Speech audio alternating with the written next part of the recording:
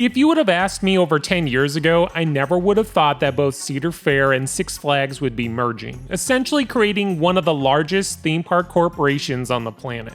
Well, here we are in present day, and this notion is just right around the corner. A little over a week ago, Cedar Fair and Six Flags announced that their merger date was set for July 1st. Both companies will become one, and the Cedar Fair name will be put out to pasture. For a theme park chain that has been around longer than I've been alive, it's sad to see this name go the way of the dodo bird. If you ask me, I would have dropped the Six Flag brand and went with Cedar Fair. Sure, the Six Flags name is well known, but at the same time, I feel like it has some bad karma surrounding it. During their aggressive membership era, Six Flags became widely known as the discount chain and still holds to that notorious reputation today.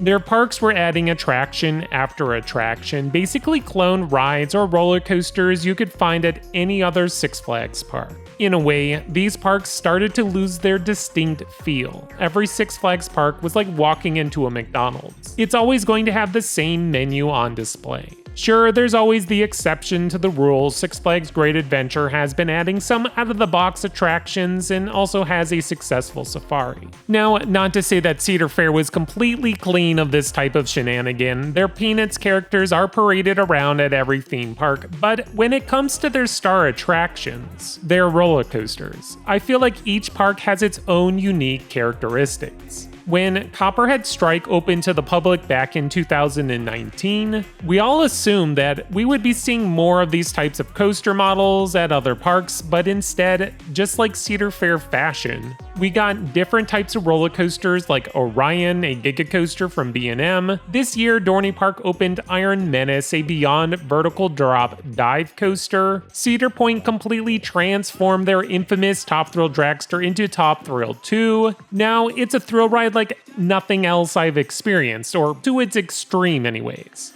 The point I'm making, most Cedar Fair parks have their own flair, characteristics, and a soul that makes them unique. Even both Kings Island and Kings Dominion, parks that have some strong similarities, still have enough changes to make them feel like completely different properties. When you visit Cedar Point, it's not like any of their other properties. The same can be said with Carowinds, Dorney Park, and Knott's Berry Farm. Looking back over at Six Flags, their parks kind of start to blend together. Sure, there's always the exceptions. I thought Six Flags Over Georgia had enough originality to make it stand out, even if it's plagued with a bunch of cloned attractions. The same can be said about Six Flags Fiesta Texas and Six Flags Great Adventure. But by and large, I feel like if you've been to one Six Flags park, you kinda been to them all.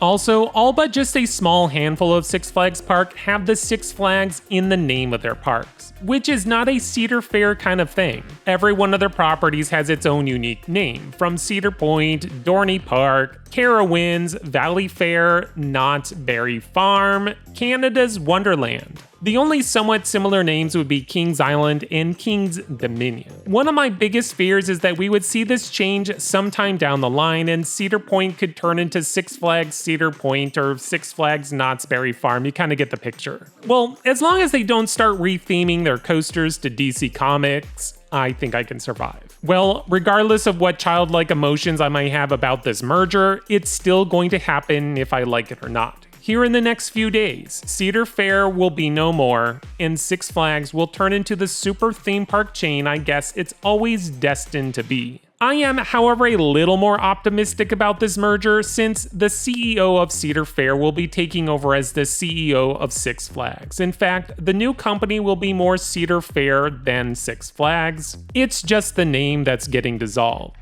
Another positive is the possibility of one massive season pass. Imagine only having to purchase one pass that would get you into all 40 of their properties. This would be amazing as long as the price is right, of course. If you ask me though, I have a feeling this season pass will be closer to the Platinum Pass we have with Cedar Fair right now. It might go a little higher, but I feel like that would be a huge selling factor. I know the Six Flags membership has better perks with their pass, so hopefully these companies can find common ground on their season pass and create a product that we all can get behind. Anyways, that's all I really have to say. Guess I'll see you on the other side. Until next time, this is X Screen Thrills.